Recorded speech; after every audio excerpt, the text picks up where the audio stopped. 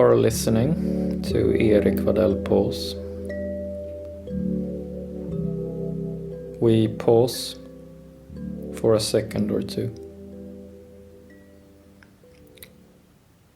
This is episode 17, Universal Skill Time.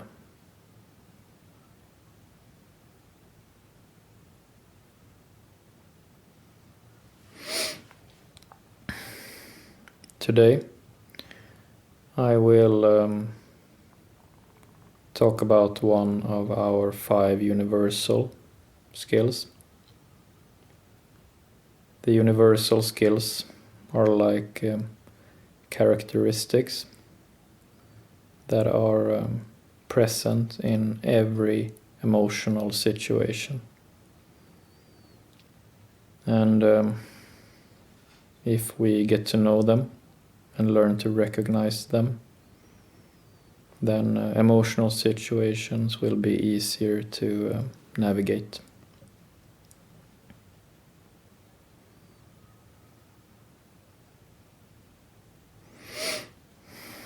And today's episode is about time. Time is a characteristic that we can turn into an emotional skill.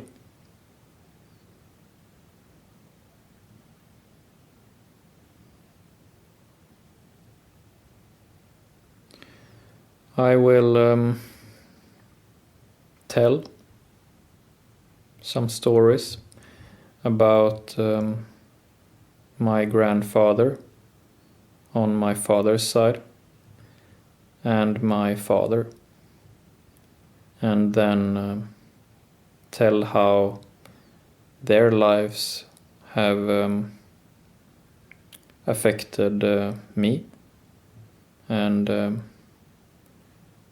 how what I am doing here, doing these episodes and developing this material, how that correlates with what they did professionally.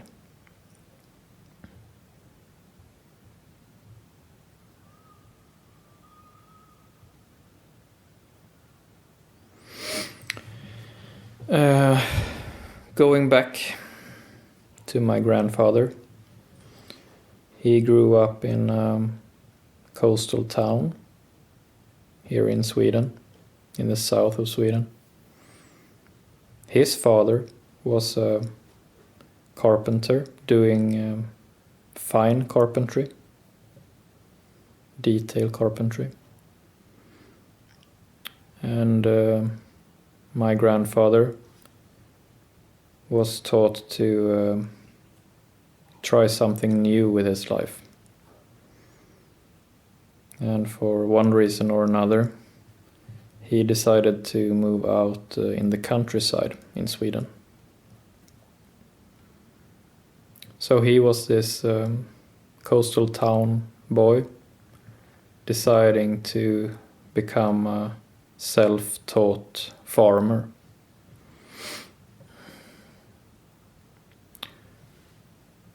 So I guess he was about 20, 25 years of age when he met my grandmother out in the countryside in Sweden. They married and started farming.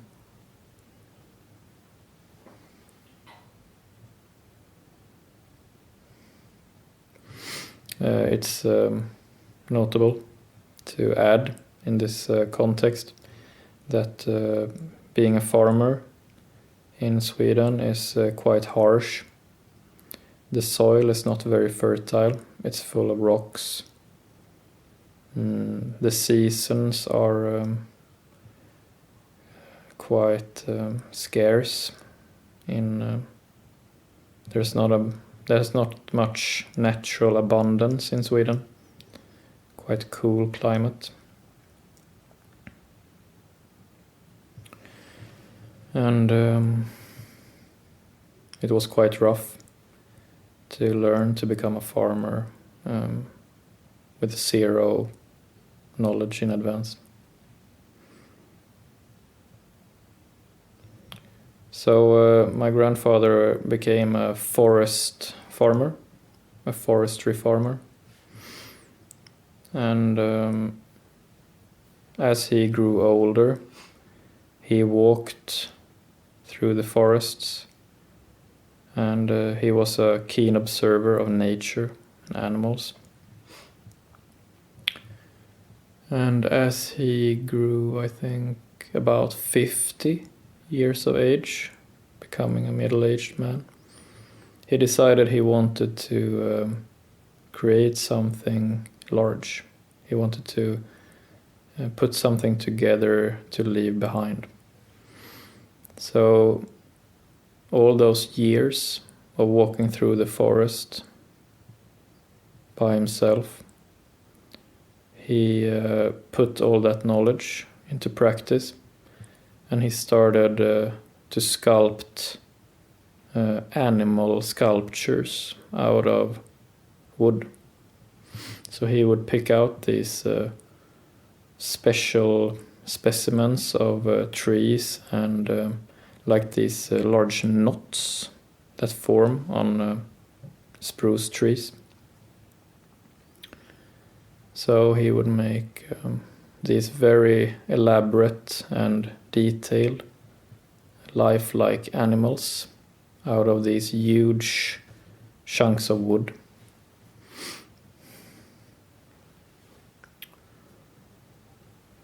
And making those pieces of art or pieces of handicraft,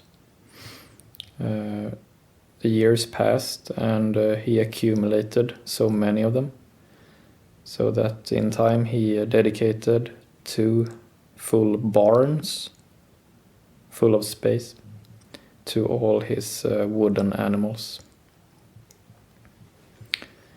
So as he became a pensioner and grew old, he had created this kind of permanent exhibition. And they did some advertising, some marketing, and soon buses with elderly tourists started arriving. So he was this kind of guide for these Swedish tourists and German tourists mainly. And they walked around among his wooden animals as he told these stories about his life as a farmer, about the woods, about having this keen eye for nature, and to have this sort of reverence for life and his sort of view of living. And I think that was fulfilling for him as he grew older and subsequently passed away.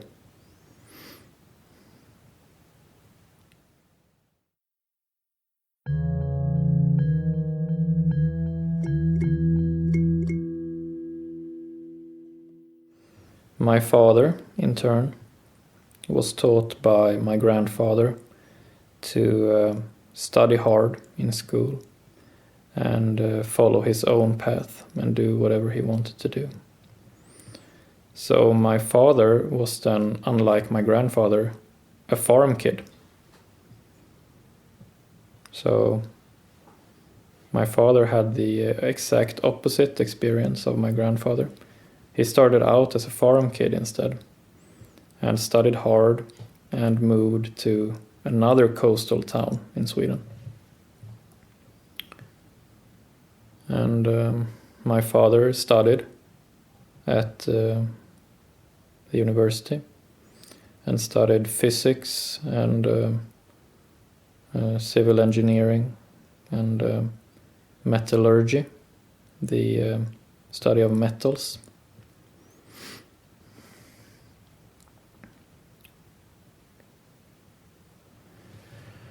And when he was finished with his thorough studies of physics and metals, he right about the time when I was born, he and my mother started this company where he could put his expertise to be of service of Sweden in a larger scale. So he set up this business where he had this metal laboratory, and basically the whole of Swedish metal industry, whenever they had a problem with any of their metal products, they called up my father, and he helped them find the root of the problem and how to make it better. So just as my grandfather became like this sort of focal point or central point for tourists in Sweden, my father became a focal point or a central point for the Swedish metal industry, making Swedish industry run smoothly for about 20 years. Mm.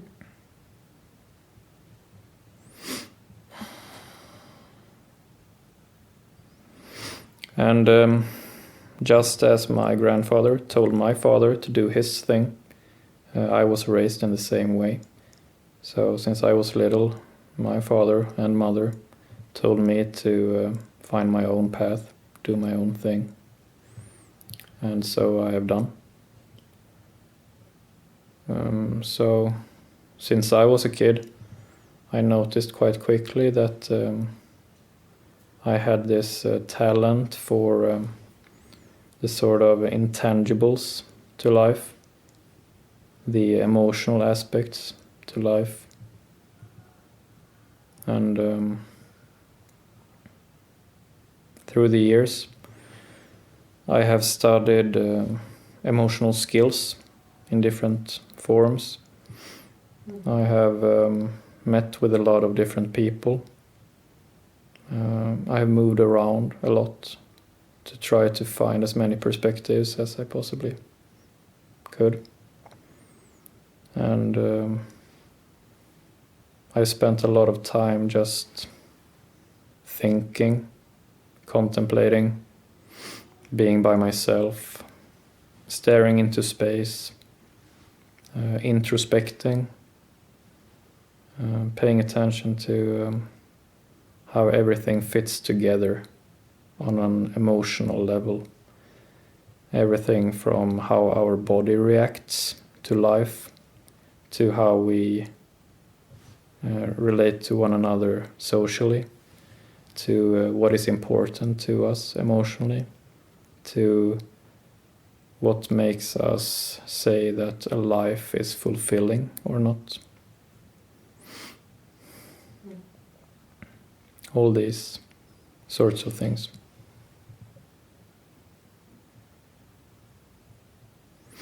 And my grandfather was about 50 years of age as he put his knowledge into fruition and started making these wooden animals. My father was about 35 or 37 years of age as he funded his company, his business, and started making his knowledge available to be of service. And myself, I am now 33 years of age, and I am starting to take some steps to produce this material, to make it available to you on different platforms.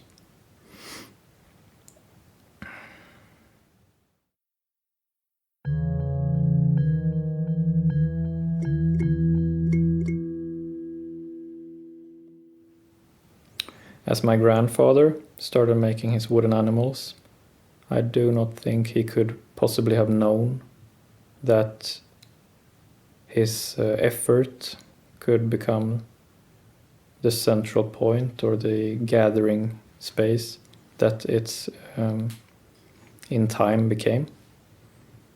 And I don't think my father, as he started his business, I don't think that he immediately understood what a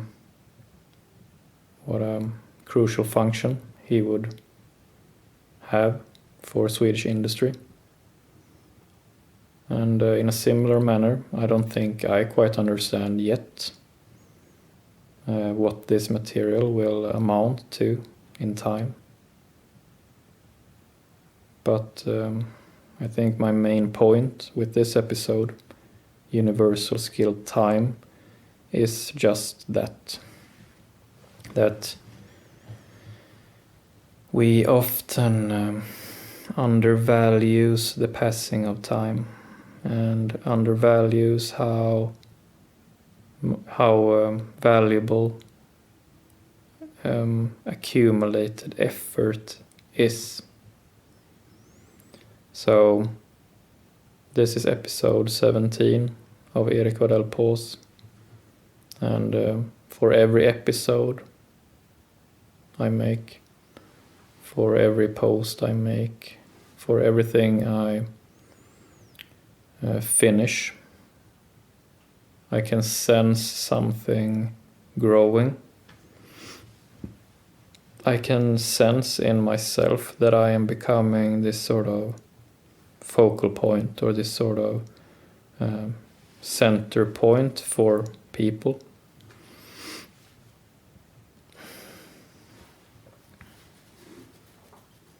And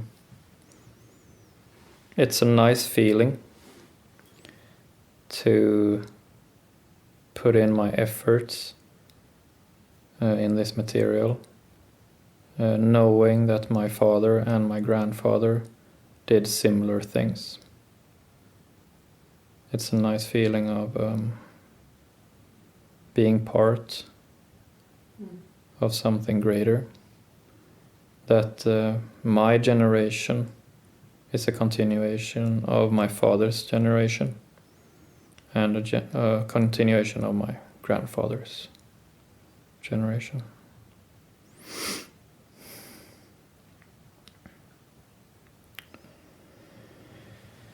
In these times that we live in right now, there is a lot of focus about things being destroyed, about a lot of long lines being cut off, a lot about traditional things being lost. And in the midst of all this, I think it is important that we put emphasis on the long lines, or the bigger picture that cannot be taken away. And our universal skill time is a lot about this, to recognize that our effort, our daily effort, whatever we are pursuing, is not made in a vacuum. You are not working in a vacuum. Your effort is not wasted. You are continuing the effort of your parents. You are continuing the effort of your grandparents, and even further back than that. It's easy to forget about that in these times, as due to technology and adversity, we may feel increasingly cut off from one another. But it is simply not true. We are not as cut off from each other as we might think.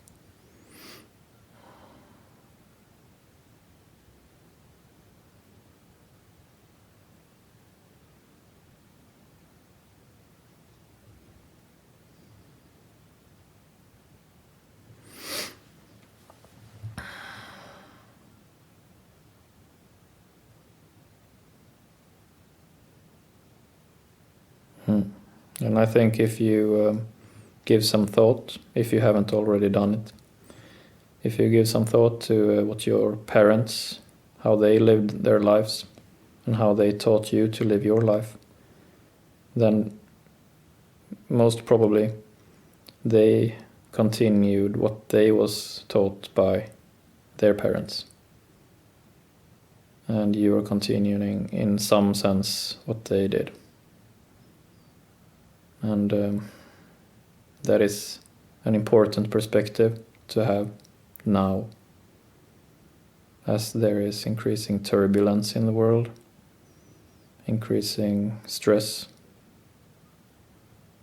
increasing tunnel vision.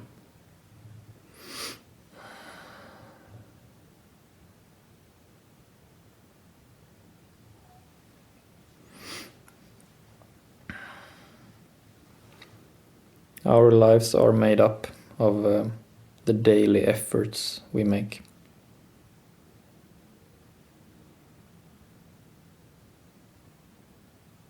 If we ourselves want to become focal points, center points,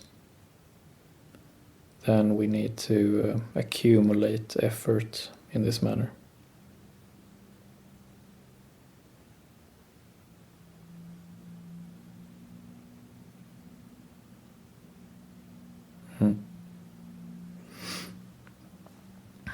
I think that's it, what I wanted to talk about.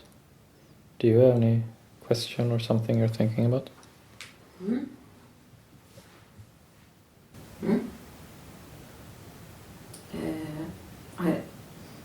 I thought about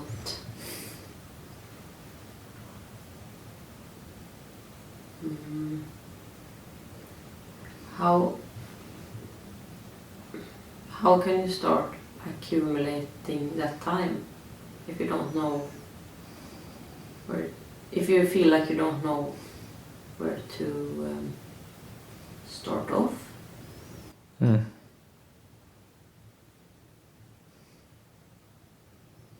That is a very good question. Is it clear or is it... So, how do you know what you're supposed to accumulate in time? Yeah. I would say, if I pose a question to you, a counter question, what thing in life or what activity that you do you feel like you're the only one who knows about? I have a few. That's it. So just keep doing that, keep spending time with that, and take it seriously.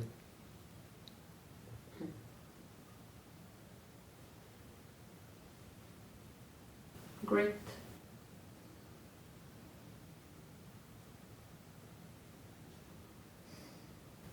Do you have anything more you're thinking about?